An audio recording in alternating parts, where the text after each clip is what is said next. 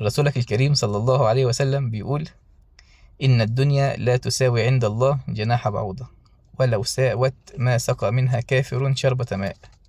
جناح بعوضة ده شيء لا يذكر وشيء حقير، فالدنيا كلها بكل ما فيها ما تساويش جناح بعوضة. ولو ساوت ما كانش فيه كافر شرب منها مية، كان ربك سبحانه وتعالى ما اداهمش مية يشربوها. تمام.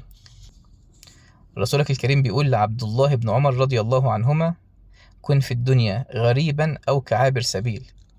الدنيا دي تكون فيها غريب، لو انت كده كده قاعد كام سنة، وهي عالم بعدها عمرك قد ايه، وفي النهاية الموت، وإما جنة وإما نار. ربنا يجعلنا جميعا من أهل الجنة. سيدنا علي بن أبي طالب كرم الله وجهه بيقول: الدنيا دار ممر، والآخرة هي المستقر أو دار مقر. حتى هتلاقي في كل الآيات اللي بتتكلم عن الجنة خالدين فيها، والعياذ بالله بتتكلم عن النار خالدين فيها. الدنيا دار ممر، هنقعد فيها سنة 2 10 20 قد ما نقعد، لكن في الآخر مصيرنا جميعا للموت، والآخرة هي دار المقر.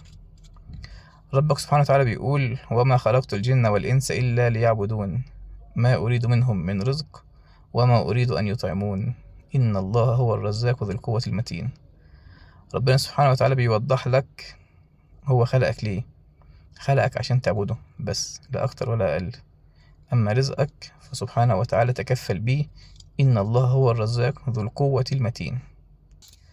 رسولك الكريم بيقول: يؤتى بأنعم أهل الأرض من أهل النار. يعني واحد في الدنيا كان منعم، وكان عنده من كل خيرات الله، وكان أنعم أهل الأرض، فيغمس في النار. يغمس في النار دي مثلا زي ما تكون بتاكل فبتغمس حاجة كده، يغمس في النار، فيخرج منها ويسأل: هل رأيت نعيما قط؟ فيقول: لا والله ما رأيت نعيما قط. شوف، بعد ما عاش طول حياته منعم ومرفه وعنده كل خيرات الدنيا، دخل بس النار غمس فيها، يتسأل بعدها: هل رأيت نعيما قط؟ فيقول: لا والله ما رأيت نعيما قط. ويؤتى بأشقى أهل الأرض من أهل الجنة. يعني واحد في الأرض كان من أشقى الناس، وكان شاف كل ما يمكن إن يتشاف، بحيث إنه تكون حياته صعبة، لكن ربك برحمته دخله الجنة، فيغمس في الجنة، يدوب بس يغمس في الجنة. فيسأل بعدها: هل رأيت شقاء قط؟ فيقول: لا والله ما رأيت شقاء قط.